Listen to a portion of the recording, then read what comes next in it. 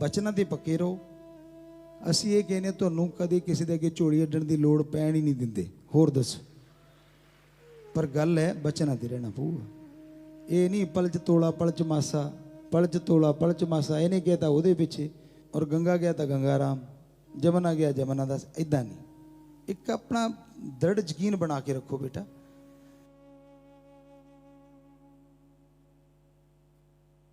Sahajo by एक संत हुई, एक फकीर हुई, तो उसे किसी ने कहा कि गुरु पे दृढ़ यकीन कितना है? कहने लगी बहुत, वो तो गुरु जानता है, मेरा यकीन अपने आप में चरम सीमा पे है। कहने लगी अगर भगवान आ जाए और वो कह दे तेरे को कुछ कोई बात, क्या मान लोगी? ध्यान से सुनना बेटा। सहजो बाई कहने लगी अगर भगवान ने आना तो मैं उसको कहूंगी मेरा गुरु बन के आ जा, फिर तो चाहे मान लो, वरना मैं उसकी भी नहीं मानती। तो आशिकों का यहां होता है स्तर, जो राम नाम के, क्योंकि आपको पता है हमने तो क्या सिखाना है? राम का नाम जपो, मालिक की सृष्टि से निस्वार्थ भावना से प्यार करो, किसी का दिल ना दुखाओ, ऊंच नीच का भेदभाव ना करो, सभी धर्म हमारे हैं, सबसे बेगर्ज निस्वार्थ प्यार करो।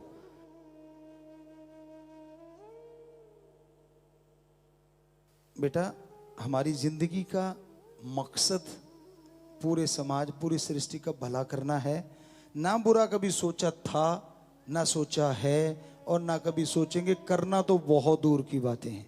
हर धर्म, हर जात, हर मजहब हमारा अपना था, है और हमेशा रहेगा। उनका सत्कार करते थे, करते हैं, करते रहेंगे। चाहे वो हमारे मुंह पे गालियां दे तो भी हम उनके लिए दुआएं करेंगे कि मालिक इसका भला कर देना।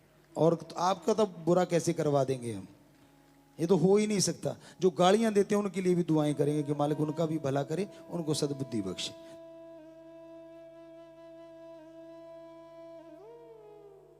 धर्म बदलने से कुछ नहीं होता, बदलना है तो अपनी सोच को बदलो। धर्म सही है अपनी जगह पे, हमारे धर्मों में कुछ गलत नहीं लिखा। कई बार आप सोच लेते हैं कि मैं उधर जाऊं तो कुछ मिले, इधर जाऊं तो कुछ मिले। मिले तो तब ना जब विचारों को शुद्ध कर लो आप। तो विचारों को शुद्ध करना है, धर्म बदलने से कुछ होने वाला नहीं। अपने अपने धर्म में रह के ओम हरि अल्लाह वाहिगुरु राम गौड़ खुदा रब को याद करो, यकीन मानो घर बैठे बिठाए झोलियां भर जाएंगी। और दूसरी बात, कहीं भी गिरजाघर, मंदिर, मस्जिद, गुरुद्वारा आता है सजदा करो। कहीं भी इंसान कोई भी मिलता है नमस्कार करो। आर्मी का कोई इंसान मिलता है आपको पहले से कहा सैल्यूट करो। डॉक्टर साहबानों को करो। ये हमारे देश में, हमारे देश के राजा ने भी बोला, सब लोगों ने बोला। आज हम भी आपसे कह रहे हैं, पहले भी चिट्ठियों में आपको बोला कि ये पहले भी बोला था 2014-13 में। क्यों? क्योंकि जो देश हित के लिए कदम उठाता है, फकीर का फर्ज बनता है उनके लिए दुआएं करना। तो आप दुआएं भी किया करो और ऐसी जगहों पे सजदा भी किया करो, क्योंकि राम तो कण कण में विराजमान है, कोई जगह उससे खाली नहीं है।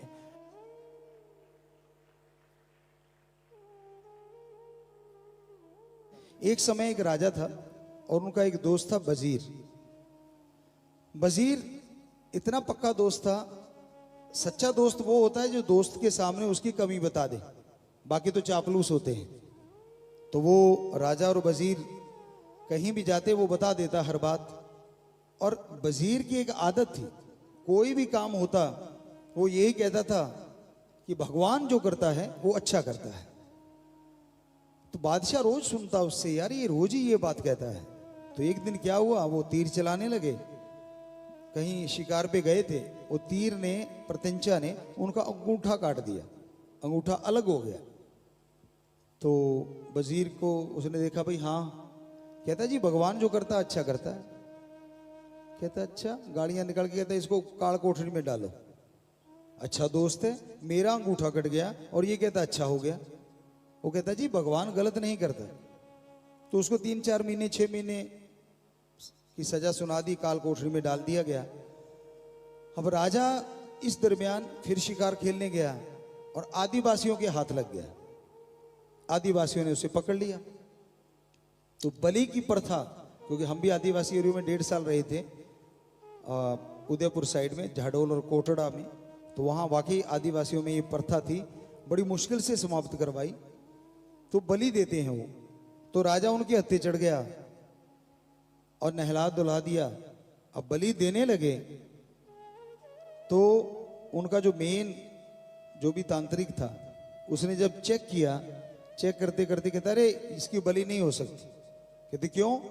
कहता इसका अंग भंग है, अंगूठा कटा हुआ है। तो उन्होंने राजा को छोड़ दिया। अब राजा को अपने यार दोस्त की याद आई, यार उसने कहा था। फट आया, सबसे पहले अपने दोस्त वजीर को बाहर निकाला, कहने लगा यार ये तो तेरी बात बिल्कुल सच्ची थी यार, मुझे माफ करना, क्षमा करना, मैंने आपको जेल में डाल दिया। आपने कहा था कि भगवान जो करता है अच्छा करता है, आज अगर मेरा अंगूठा ना कटा होता तो मेरे को बलि चढ़ा दिया जाता। कहते चलो ये तो बात ठीक है, अब मैंने तेरे को अंदर रखा 4 महीने 5 महीने, तेरे लिए क्या अच्छा हुआ? कहने लगा राजन, अगर तू मुझे अंदर ना करता मैं भी तेरे साथ होना था। तेरा तो अंगूठा कटा, मेरा तो कुछ नहीं कटा, मुझे बलि चढ़ा देना था। तो राम जो करता है वो सही करता है, आदमी की अकल में नहीं आता। इसलिए बेटा कभी भी ऐसे चक्रों में मत पड़ा करो। परेशानी आ गई, मुश्किल आ गई, तूफान क्यों ना आ जाए बुराई का, राम नाम पे चलने वाले अपना रास्ता नहीं छोड़ते। प्यार मोहब्बत पे चलने वाले अपने रास्ते पे यूं ही बिना डगमगाए चलते चले जाते हैं। और हमें बड़ी खुशी है, 6 करोड़ के 6 करोड़ हमारे बच्चे ज्यों के त्यों चल रहे हैं, और राम जी ने चाहा तो चलते ही रहेंगे।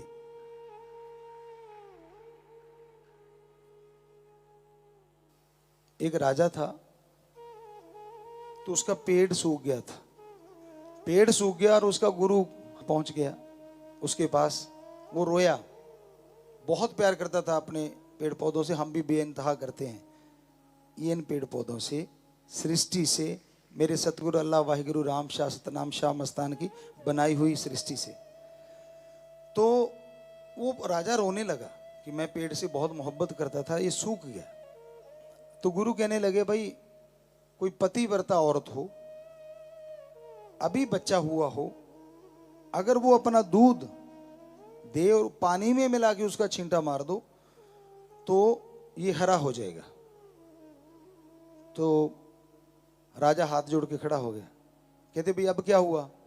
कहते गुरुजी मैं खुद ही अंधा हूं, अंधा अंधे को रास्ता क्या दिखाएगा, मैं कहां से ढूंढूं कहां है वो औरत।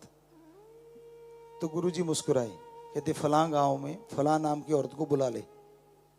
कहते जी दूध ले आते। कहते वो वजीर खड़ा था, कहते दूध ले आते हैं। कहते नहीं, उनको बुलाओ। वहां राजा कहे और कोई आए ना, तो आपको पता ही है, राजा ने हुक्म दिया, फट आ गए। अगले दिन वो दूध लिया, पानी में डाला, छींटा दिया, सारा पेड़ हरा हो गया। लेकिन एक मोटा टहना या टहनी कह लो, वो सूखी रह गई। तो बादशाह ने पेड़ को घूम के देखा, तो कहने लगा गुरुजी ये क्या हो गया? गुरुजी हंसने लगे, मुस्कुराए, कहने लगे बेटा ये हरा हुआ है ना जिससे, उसी से पूछ। तो उन्होंने उससे पूछा कि हाँ बेटा ये सारा पेड़ हरा होगा, ये टहनी सूखी क्यों है? तो उसकी आंखों में आंसू आ गए। गुरुजी को नमन किया, कहने लगी मैं इस गुरु को भी मानती हूँ, मैं इसकी शिष्य हूं और पतिव्रता भी हूं। तो मेरा पति कहीं गया हुआ था, शाम का धुंधला सा मौसम था, अचानक दूर से कोई आदमी आ रहा था। मैं अपने बड़े बेटे के साथ खड़ी हुई थी, ये मेरा छोटा है। तो दूर से देखा एक आदमी आ रहा है और वो बिल्कुल हाइट वाइज, चाल वाइज, चलने का तरीका बिल्कुल ऐसा था जैसे मेरे पति का। तो मैंने कह दिया कि बेटा वो देख तेरा पापा आ गया। तो कुछ क्षण के लिए, कुछ सेकंड मिनट के लिए मैंने मान लिया ये मेरा पति आ रहा है। और जब वो नजदीक आया तो वो तो कोई और ही था। तो हे गुरु मेरे, हे राजन, वो मेरे धब्बा इतना बड़ा लगा है जिसकी निशानी ये तेरी सूखी हुई टहनी है। तो हे मालिक के प्यारे बच्चों, ये बात दिमाग में रखा करो, गुरु गुरु ही होता है, उसके समतुल्य भी अगर किसी को आपने मान लिया तो टहनियां सूखी रह जाएंगी, हो सकता बहुत सारी।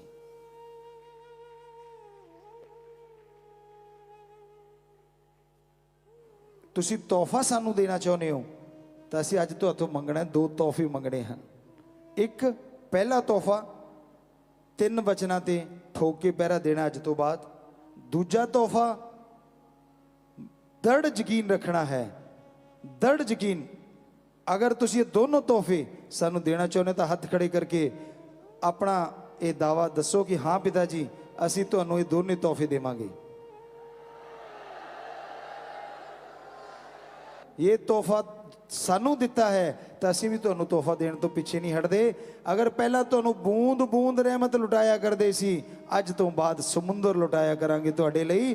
ਤੁਹਾਨੂੰ ਕਹਿਣ ਬੋਲਣ ਸੋਚਣ ਦੀ ਲੋੜ ਨਹੀਂ ਪੈਣ ਦੇਵੇਗਾ। ਸ਼ਾਹ ਸਤਨਾਮ ਸ਼ਾਹ ਮਸਤਾਨ ਮੇਰਾ ਦਾਤਾ ਰਹਿਬਰ ਡਾਢਾ ਸਤਿਗੁਰ ਦਾਤਾ। ਸੋ ਕੋਈ ਕਮੀ ਨਹੀਂ ਆਏਗੀ ਤੁਹਾਡੀ ਜ਼ਿੰਦਗੀ 'ਚ।